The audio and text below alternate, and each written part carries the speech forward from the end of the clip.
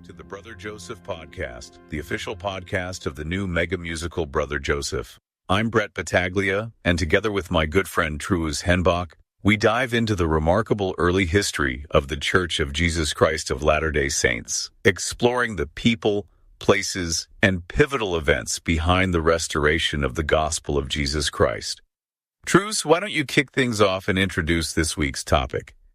Today we're diving into a pretty remarkable story, one that really showcases some pretty amazing things. We're going to be looking at miracles, we're going to be talking about trials, unwavering faith, sacrifices, and the kind of spiritual experiences that can change a person's life forever. You ready to jump in? Absolutely. I think it's going to be a fascinating journey as we explore the life of Martin Harris and the essential role he played in the coming forth of the Book of Mormon. And it's a journey with really high stakes, right? Because Martin Harris, he wasn't some young guy with nothing to lose. No, not at all. When we first meet Martin Harris, he's in his mid-40s, a well-respected, successful farmer in Palmyra, New York.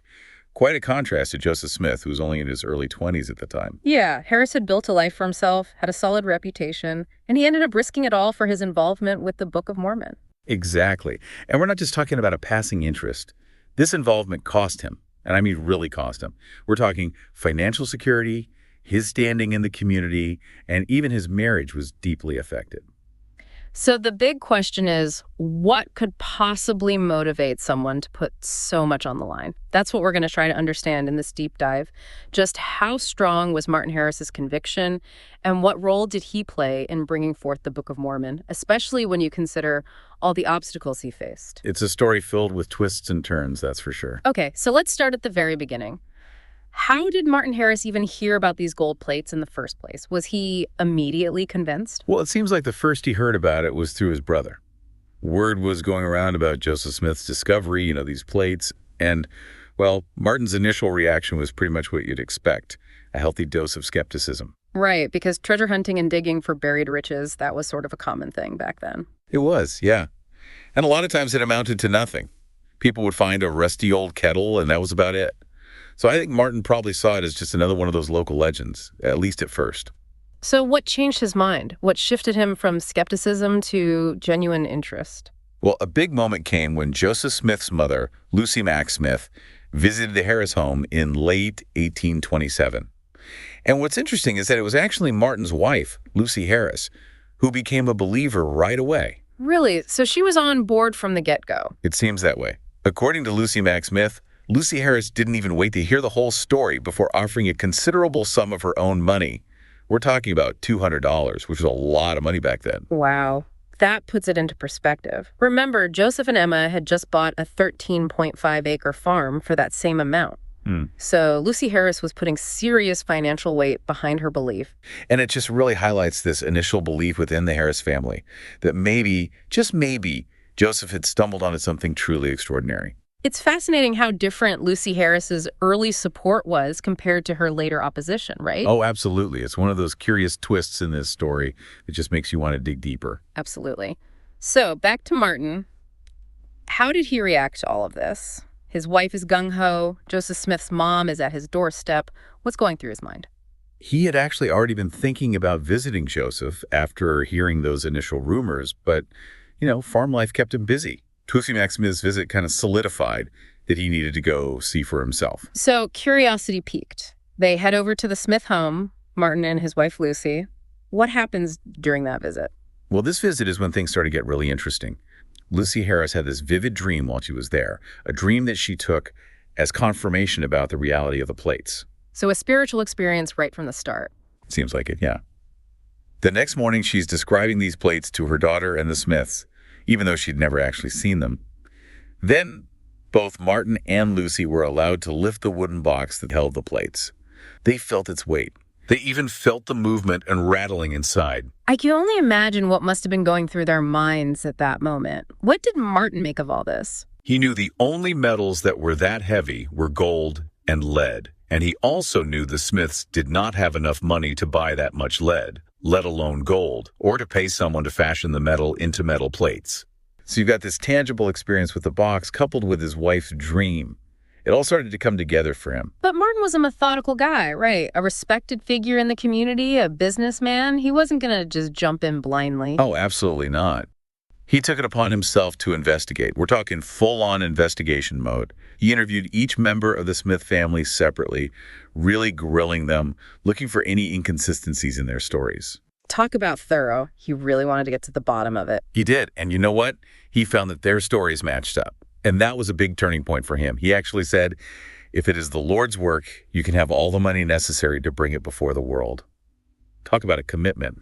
Wow. So he's stepping up financially, but he doesn't stop there, does he? He takes characters that Joseph had copied off the plates and heads east. What was the purpose of that journey? Well, the trip in February 1828, it had two main goals. It seems Martin had a spiritual experience, a vision, telling him to take those characters to New York City. He was looking for some outside confirmation, wasn't he? Yeah.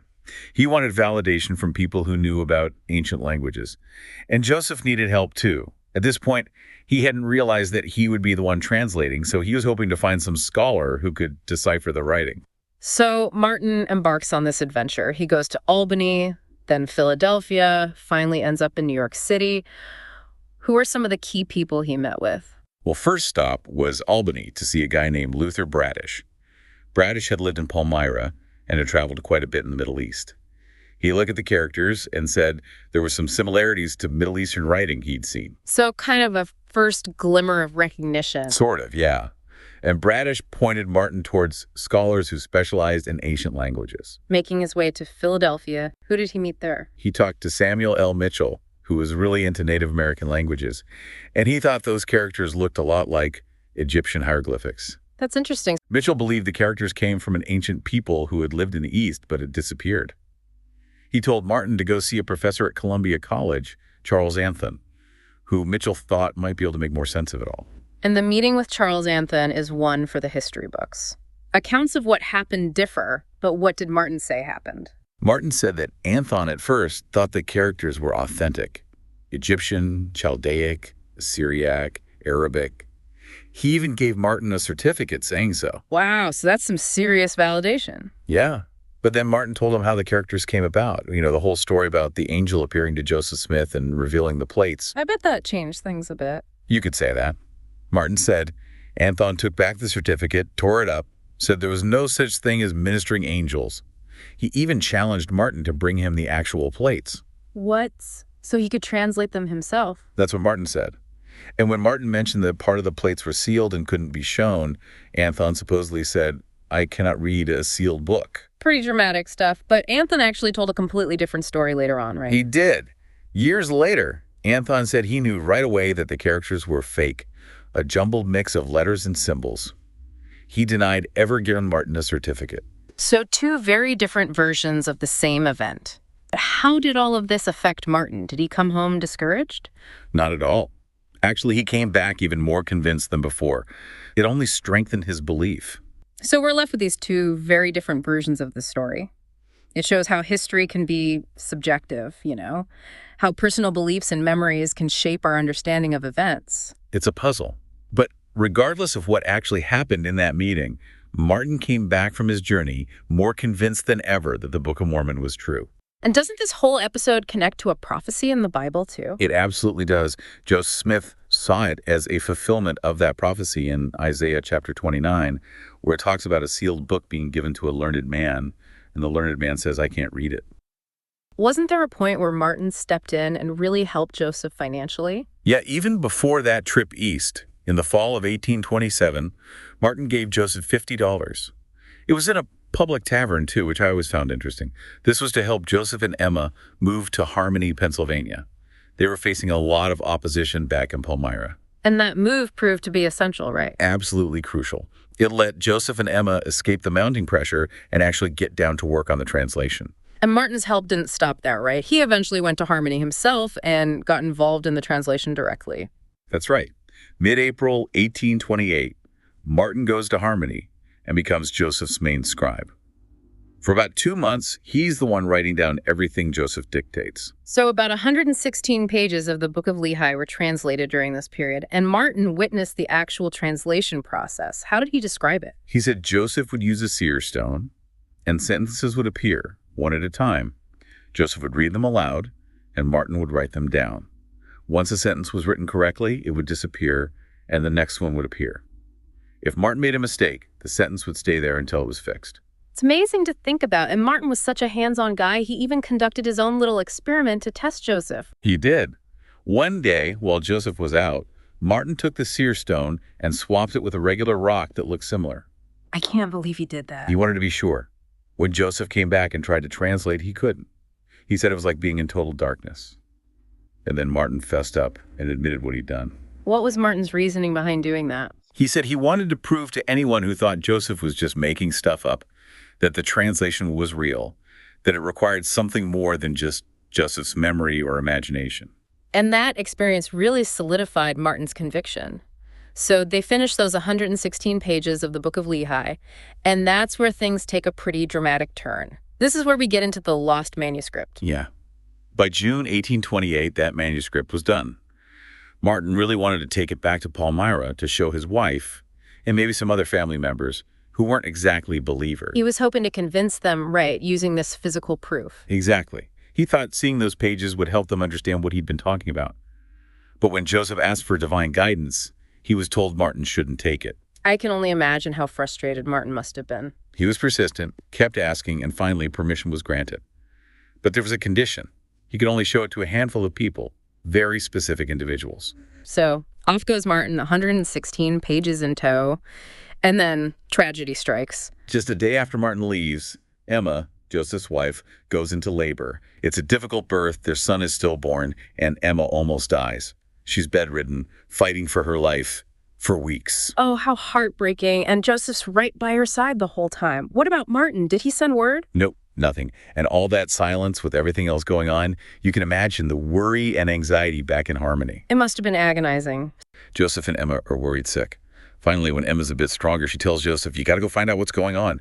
So what happens when Joseph finally makes the trip to Palmyra to find out what's going on? He gets to his parents' home, exhausted after traveling all night, and there's Martin, completely distraught, just devastated. His first words are, "Oh, I have lost my soul. I have lost my soul." I bet Joseph's heart sank when he heard those words. Absolutely. And under Joseph's questioning, Martin confesses the manuscript's gone. Can you imagine the despair in that room? After all that work, all that sacrifice, it's almost too much to bear. What happened to those 116 pages? Did anyone ever find out? It's still a mystery. Lucy Mack Smith, Joseph's mother, she believed that Lucy Harris took the manuscript. Martin's wife. Yeah, she was dead set against Martin's involvement, thought it was all nonsense. Lucy Mack Smith figured she took those pages from a locked drawer. And what did she do with them? No one knows for sure, but there were rumors that she burned them or gave them away to try and stop the whole Book of Mormon project. The consequences of that loss, they were huge for both Joseph and Martin. Absolutely. For Joseph, it was devastating. So much work gone, and he worried that if he retranslated those same parts, whoever had the manuscript might change it on purpose, try to make his work look inconsistent. That's a scary thought. And for Martin, it was a crushing spiritual blow. He disobeyed a divine commandment, broken a sacred promise, and the guilt must have been unbearable. And there were immediate repercussions too, right? Didn't Joseph lose access to the plates and the interpreters for a time? Yes. Joseph received a revelation saying that because he had allowed the manuscript to be taken, he couldn't use the plates or the Urim and Thummim for a time. It was a direct consequence for not following that initial warning. So after all of this, Oliver Cowdery suddenly bursts upon the scene and becomes Joseph's primary scribe. Exactly. We covered his involvement in detail in our last episode. Right. But then comes the monumental task of actually getting the Book of Mormon printed. And that's where Martin steps up once again in a huge way. Yeah, by summer 1829, the translation's almost done. But printing 5,000 copies was going to cost $3,000. Back then, that was an insane amount of money. Joseph and Oliver Cowdery didn't have anywhere near that kind of cash. So they turned to Martin again, and I bet finding a printer willing to take on such a controversial project wasn't easy. You're telling me the local printer, Egbert B. Grandin, he was super skeptical, like a lot of people in Palmyra. He flat out refused at first. Wow, they really were up against it. Yeah. Eventually he agreed, but only if he got the whole $3,000 up front. He didn't want to risk a penny on what he thought was a crazy scheme. Can you blame him? He's a businessman. So Martin, at this point, he's looking at losing a big chunk of his farm. He's facing pressure from the community, and he's putting his family's financial future on the line. I'm not surprised he hesitated. It's understandable, for sure. I mean, we're talking about his livelihood, his security. But then Joseph received a powerful revelation, which is now in the Doctrine and Covenants as Section 19. It was specifically addressed to Martin about his reluctance and the importance of getting the Book of Mormon printed. So, divine intervention at a crucial moment. What did the revelation tell Martin to do? It told him not to be so attached to his worldly possessions, but to impart it freely to the printing of the Book of Mormon. It was a direct command and a warning. And that's what pushed Martin to finally commit, right? It seems that way. Despite all the risks, despite the doubts of everyone around him, he mortgaged 151 acres of his farm to Grandin on August 25th, 1829. That was a monumental decision. He put everything on the line. He really did. It was an act of faith in the purest sense. But sadly, we know that those initial sales of the Book of Mormon weren't great due to that strong local opposition. It must have been a crushing blow after all that sacrifice. It was. People in Palmyra basically boycotted the book. There's even a story about Martin at his wit's end saying, "The books will not sell for nobody wants them." In the end, he couldn't sell enough copies to cover the debt and lost the 151 acres he mortgaged. It's a tragic reminder of the very real costs associated with faith and conviction. But beyond the financial and personal sacrifices, Martin also had profound spiritual experiences. He was, of course, one of the 3 witnesses who saw the gold plates. How did that come about? Well, as the translation was nearing completion in June 1829, Martin, along with Oliver Cowdery and David Whitmer, they really wanted to see those plates for themselves. I mean, wouldn't you? Absolutely. And it's interesting, the desire came from those prophecies within the Book of Mormon itself, talking about witnesses who would testify of its truth. So they kept asking, and Joseph prayed about it. And the answer came back that these 3 men would be allowed to see the plates and some other artifacts too. And that experience is nothing short of incredible. It involved an angel appearing to them, didn't it? It did. So Joseph, Oliver, David, and Martin go off to a secluded grove and start praying. But at first, nothing happens. And Martin, thinking he might be the problem, he steps away from the group. He must have been feeling a lot of guilt and shame at that point. And yeah, you can imagine. So while he's off praying by himself, Joseph, Oliver, and David have this incredible vision. This bright light appears, and an angel descends, holding the gold plates. The angel shows them the engravings, and they hear a voice, a divine voice, testifying to the truth of the translation. What an experience that must have been. But Martin, he didn't miss out completely, did he? Not at all. Afterward, Joseph goes and finds Martin still praying in the grove. And when they pray together, they have that same vision. The angel, the plates, the voice of God bearing witness. And Martin's response is so powerful and genuine. Oh, I know. He cries out, "'Tis enough, 'tis enough. Mine eyes have beheld, mine eyes have beheld." You can feel the emotion in those words. Absolutely. And this experience was so profound, so real for them, that they all signed a written testimony, which is still included in the Book of Mormon today. And it's important to remember that their experience was a spiritual manifestation. It wasn't like the experience of the 8 witnesses who actually held the plates. That's a good distinction to make. The 3 witnesses specifically say that an angel brought the plates and they heard the voice of God. They knew with absolute certainty that it was true. The 8 witnesses, on the other hand, they testified to the physical act of handling the plates. 2 different types of experiences, both powerful in their own way. And one of the most remarkable things about Martin is that he never denied his testimony, even during times when he wasn't affiliated with the church. That's a powerful testament to his conviction, wouldn't you say? He went through periods of disillusionment, had his disagreements, even joined other factions for a while, but he always held on to that core truth.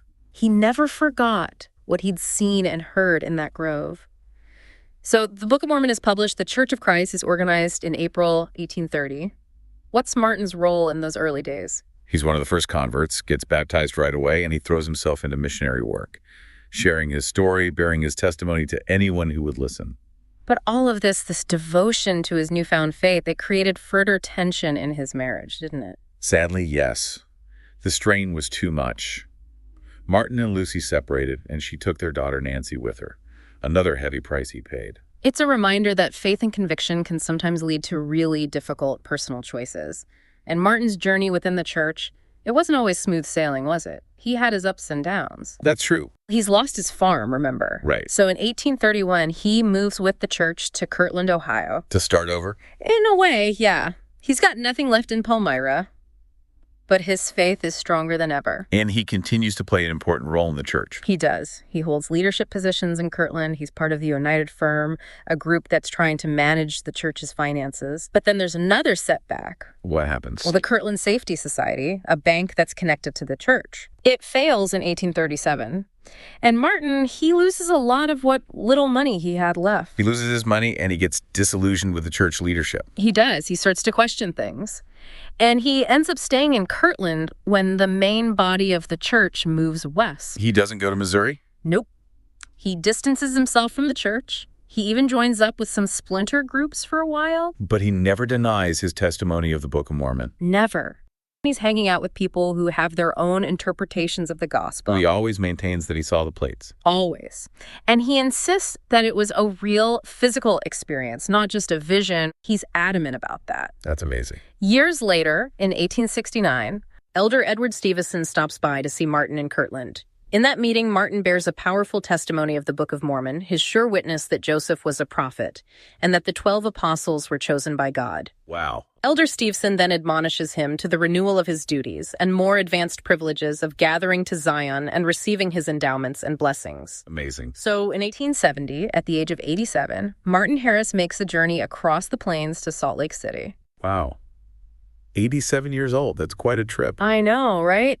But he does it, and Brigham Young welcomes him with open arms. Martin even gets to speak in the tabernacle to the saints. And in September of 1870, he's rebaptized. And I love this story about Sarah Granger and the Relief Society offering to pay for artificial teeth for him. Oh, yes. What a kind gesture. Yeah, and he turns it down. He did, didn't he? Yeah, he says, I won't live that much longer. Give the money to the poor. Yeah. And I just thought that was such a testament to his character. Yeah, just a beautiful act of selflessness. Yeah, even in his advanced age and, with his own needs, he was still so focused on others. Yeah. It's really inspiring. Yeah, and so he ends up moving to Smithfield to live with his son in Cache Valley. Yeah.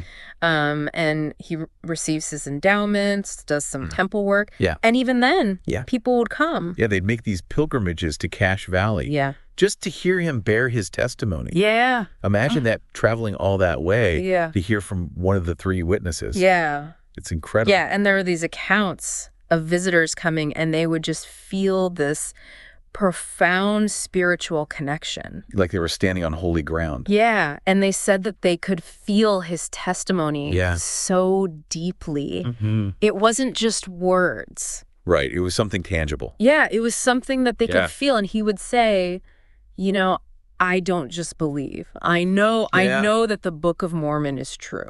I know that I saw the plates. I know that I saw the angel. Yeah. I know that I heard the voice of God. Yeah. And in fact, his final recorded words are just this powerful. Yeah, a final testimony. Yeah. Affirming what he had always known about the Book of Mormon, about Joseph Smith, his prophetic calling, the priesthood authority. Yeah. It's a fitting end to his remarkable life. Yeah. He dies in 1875 at the age of 92. He was this incredible, indefatigable witness of the Book of Mormon. Yeah. His testimony touched countless lives. Yeah. Especially in those final years. Yeah. It's something for all of us to ponder. His story has stuck with me for such a long time. Yeah. And there's this really fascinating parallel, I think, to that New Testament story of the rich young man that comes to Jesus and asks about eternal life. Right, yeah. And so for our listeners who may not be familiar with that story, it's this young man who is very, very wealthy, comes to Jesus and says, what must I do to inherit eternal life? And kind of goes through the commandments. And Jesus looks at him and loves him and says, one thing you lack, sell everything you have, give to the poor, and come follow me. And he goes away sorrowful because he had great possessions. Right. We have here in Martin Harris this contemporary version of that same story. Yeah. But unlike that young man, he chooses to follow the call. He does. He chooses to forsake all that he has. Yeah. And to follow what he knows to be true. Yeah. He lived a long life. A long and eventful life. So Martin Harris, a man who went through a lot, incredible faith. Incredible faith. He made incredible sacrifices. Sacrifices that most of us can't even imagine. And he never lost his testimony. Never wavered. So what do you think his story teaches us about the nature of faith? Well, I think it shows us that faith isn't always easy. Yeah. It's not always a straight path. It's not always convenient. No, it's not. And it's not always comfortable. It can be really challenging. But it's worth it. Yeah, I think Martin Harris's life is a testament to that. Yeah, and you know what I think is really interesting about his story is that even though he went through all of this, even though he lost so much, he still found his way back. Right. And I think that's a really hopeful message for anyone who's struggling with their faith or who's gone through difficult times. It's a reminder that it's never too late. To come back. To come back, to find your way back to that spiritual center. So thank you all for joining us on this journey into the life of Martin Harris, and we hope that his story has inspired you and maybe even challenged you to think about your own faith, the sacrifices you're willing to make for what you believe in. Thanks for joining us on this week's journey through the remarkable life of Martin Harris with music from the new mega musical, Brother Joseph. We hope you'll join us next time as we take a deep dive into Joseph Smith's seer stones. Until then, keep seeking and keep loving.